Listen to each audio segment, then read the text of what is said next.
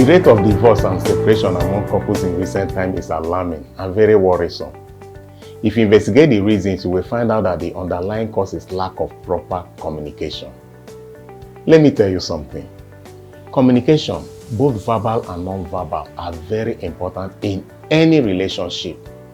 Not only do you have to listen to what your partner says with mouth, but you also have to understand their body language as well as decode the person's mind. This is very vital because sometimes what your spouse said with his or her mouth may not be consistent with what he or she meant. If what he or she said with the mouth is inconsistent with what the body language portrayed, then go with what the mind said.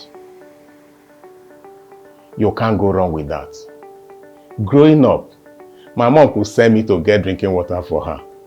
After getting it, I will ask her where to keep it, especially if she was busy with her hands.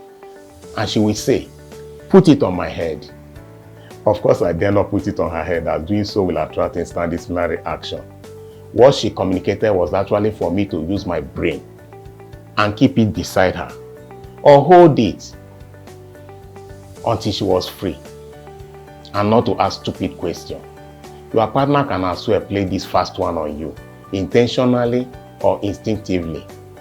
Have you ever been told something by your spouse and thereafter he or she turned back to blame you for that action?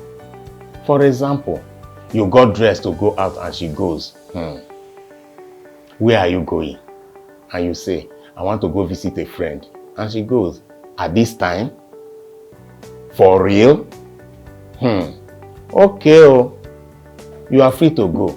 My brother, please do not go. This also applies to husbands responding to wives. That communication meant you go nowhere.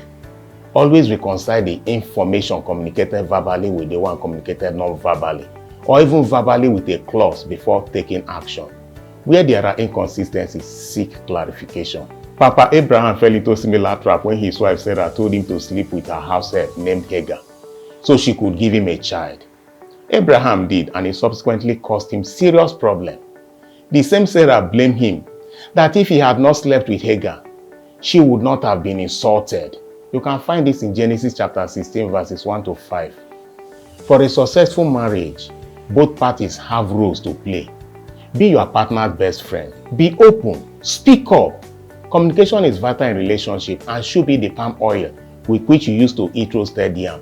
Learn to have proper communication with your spouse. Thank you.